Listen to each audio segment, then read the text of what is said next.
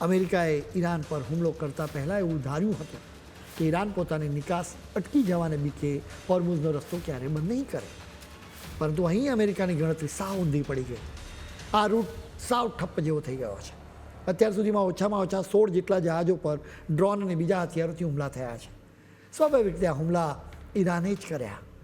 પરંતુ નવાઈની વાત તો એ છે કે ઈરાન પોતે જ આ જ રસ્તેથી યુદ્ધ પહેલાં જેટલું ક્રૂડ ઓઇલ મોકલતું હતું એટલું અત્યારે પણ મોકલી જ રહ્યું છે, જેથી તેને પોતાની અર્થવ્યવસ્થા અને યુદ્ધનો ખર્ચ કાઢવા માટે રોકડા રૂપિયા મળતા જ રહે છે.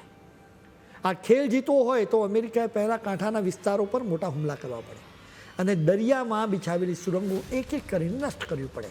ત્યારે જ માંડ રસ્તો ખુલ્લો થાય. આ બધું કરવામાં તો અનેક અઠવાડિયા નીકળી જાય અને ત્યાં સુધી દુનિયા થંભી જાય. અમેરિકાના પેલા મોટા અને શક્તિશાળી જે જહાજો છે ને, એ તો હોર્મુઝની દૂરતાની સાથે જ ઈરાન માટે સહેલું નિશાન બની જાય. હવે એની હતાશ થયેલા ટ્રમ્પે હોર્મુઝની પાસે જોરદાર હુમલો કર્યો છે. અમેરિકાએ મંગળવારે હોર્મુઝની પાસે ઈરાનની મિસાઇલોના ભંડાર પર જોરદાર હુમલા કર્યા. અમેરિકાએ પોતાના ભાથામાં રહેલા સૌથી પાવરફુલ બોમ્બનો ઉપયોગ કર્યો. આવા એક બોમ્બનું વજન 2268 કિલો છે.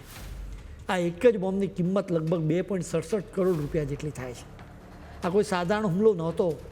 ઈરાનની આ મિસાઇલો જહાજોને તોડવા માટે જ હતી. હવે એના ભંડારને પાવરફુલ બોમ્બથી નષ્ટ કરવામાં આવ્યો છે. આ GBU-72 બોમ્બને એવી રીતે બનાવવામાં આવ્યો છે કે તે ગમે તેટલા મજબૂત કોન્ક્રીટ કે જમીનની નીચે છુપાયેલા બંકરોને વિંધીને અંદર જઈ શકે અને ત્યાં જઈને વિસ્ફોટ કરે, જેથી ઉપરના ભાગે ઓછું નુકસાન થાય પરંતુ ભૂગર્ભમાં બેઠેલા દુશ્મનનો ખેલ ખતમ થઈ જાય.